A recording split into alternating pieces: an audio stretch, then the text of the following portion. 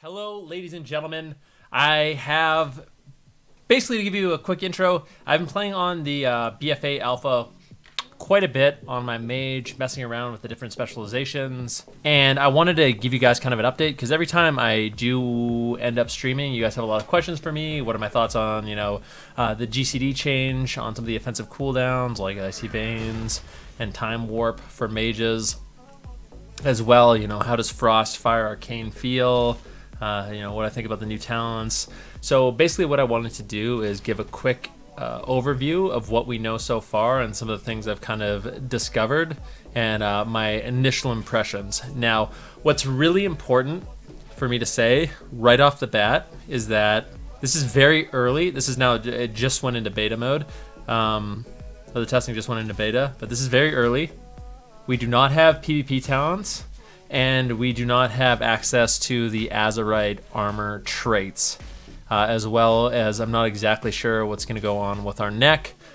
But those three things combined could add a lot of flavor, because right now it's kind of just bare bones. Nothing for this expansion has really been added or introduced, so it feels like, it's just a more pruned version of Legion. Keep in mind, no PvP talents, no Azoerth armor traits, which are actually supposed to be pretty cool, I think, once you start getting higher armor level, item level gear, as well as the necklace. So I'm trying to be very positive, but I just wanted to let you know how I feel about some of the changes and some of the talent so far. And I'm going to be breaking up the series into 3 videos. So this one we're going to be going over Frost Mage. Now Frost Mage, it feels incredibly similar. Obviously, we have our Arcane Intellect back now. Apart from that, there has been some major talent changes, and we can take a look at some of those. Now, for these talents, Lonely Winter has been nerfed a little bit, so I don't think it affects.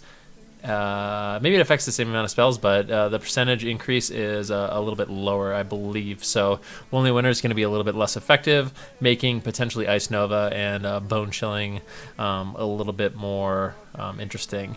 That being said, from what I've done in like dungeons and stuff like that, it still feels like Lonely Winter is going to be superior for like PvE single target. But yeah, Ice Nova and Bone Chilling are going to be a little bit better for AoE. Obviously, Ice Nova could still be very strong in PvP because you do have that extra Nova, which is really, really nice. So a little bit of interesting there, but not that big of a deal. 30 row. I don't honestly see me ever not playing Shimmer. Shimmer just seems too good. Maybe if you're just dying in stuns over and over and over in PvP, you won't go Shimmer, but Shimmer just seems like the mobility of it is really, really nice. I don't know right now if Frost Mages play Ice Flows very often. Glacial Insulation, I don't really see us playing ever.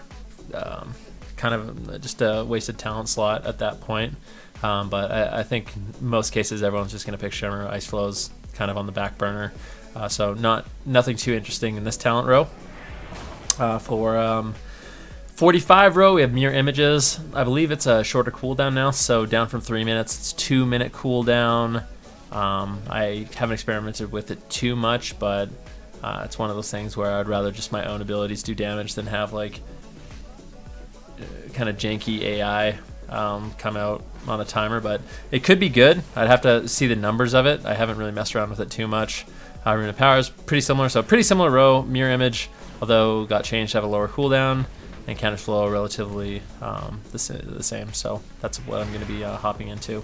What's interesting about the 60 row is actually changed Frozen Touch, so that it actually increases your Brain Freeze proc rate as well. So Frostbolt grants you 20% more Fingers of Frost and Brain Freeze damage. And now, I myself never really liked Ebon Bolt that much, so having this option here, which basically just makes it so my Frostbolt is going to be giving me more Brain Freeze as well as more Fingers of Frost, it seems like a super solid talent. Now we have a talent here coming soon. This talent has been temporarily frozen in a block of ice. Who knows what that is? I feel like they could be debating us a little bit with the wording of this. Is it going to be Deep Freeze? Who knows? Kind of doubt it, but it'll be interesting to see what they come up with there. And then Ebon Bolt is kind of how it was before. Big nuker casted spell that grants Brain Freeze. And I personally feel like Frozen Touch is going to be more appealing for me. I never liked Ebon Bolt that much.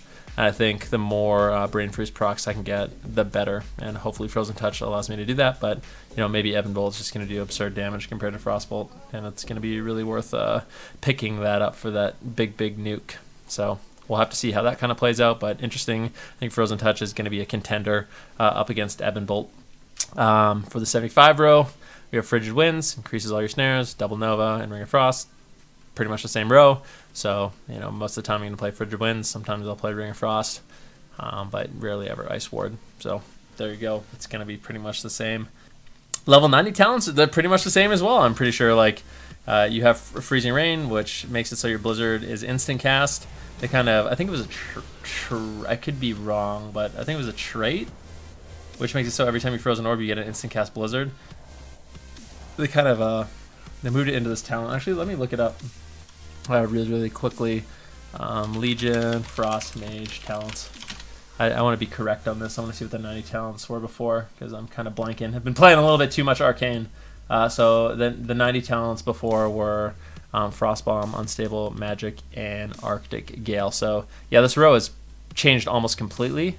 But after messing around with these talents, it still seems like Splitting Ice is going to be the preferred option. Comet Storm could be nice in PvP as well.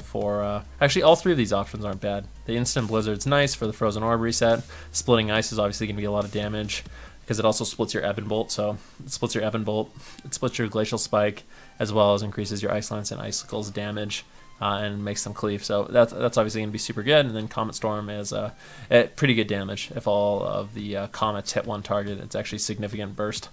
So that's actually nice. That talent row changed basically completely, which is nice. And Frozen Touch, one thing to note is they tuned down the chance of Fingers of Frost proccing and increased the Brain Freeze procs, which is kind of cool.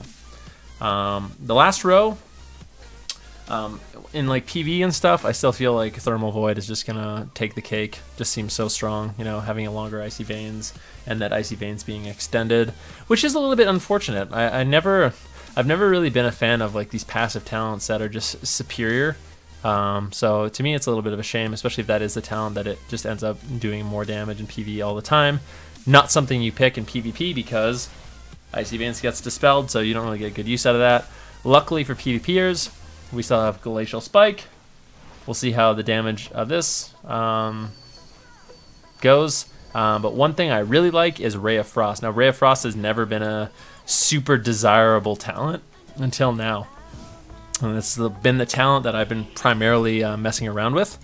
So what they did is they essentially added a huge snare onto Ray of Frost, and they made it a much shorter channel. So instead of a 10-second channel, it's only a 4-second channel, and it actually does significant damage. So I'll go ahead and show you, what the channel looks like. But it channels, it grants you Fingers of Frost every 2 seconds, so you get 2 Fingers procs. You can't really tell on the target enemy, but it snares them up to, I think it actually becomes like a 90 or 100% snare, which is really insane. And it obviously does a lot of damage. So I think what's going to be really cool about this ability, if someone's pillaring you, you have that option where you can really punish them with Ray of Frost. If you're attacking a shaman and he's about to run out of line of sight behind a pillar, you can Ray of Frost him and sort of punishing him for that line of sight. Grants you your 2 fingers, going to do a lot of damage, and it becomes very difficult for him to get back in your line of sight because he's snared so much. So I kind of like Ray of Frost. So far, it is my favorite talent and favorite change for Frost Mage. Another thing that happened is your Water Ellie Freeze doesn't grant Fingers of Frost anymore. So no longer get Fingers of Frost from your Water Elemental. And then also what people were really curious about was what I think about the global cooldown change on certain abilities. Now I think for Mage it actually isn't too bad, and I've been playing this game for a very long time, so I think I've experienced offensive cooldowns being on global, and I actually don't mind the change. And I think it's important to note that it's different for every class. So for Mage, it feels fine, to be honest with you. The Icy Veins is on global, and as I go through Fire and as I go through Arcane, I'll make sure to show you those abilities as well. But for a Frost Mage, it really doesn't feel too bad. You're attacking, you're attacking, you're attacking, and then you press your Icy Veins, and then you're back to attacking. Like, it's really not that big of a deal. When you stack it, you know, with Bloodlust, still not that big of a deal. It's just they're quick globals, and you get into your fighting really quick. And all these hastes increase Ray of Frost cast time too, which is really cool. So far I've been enjoying it, but it's very similar. There's some good changes, but it's very similar, and I'm really hoping, like I said, I really want to be positive.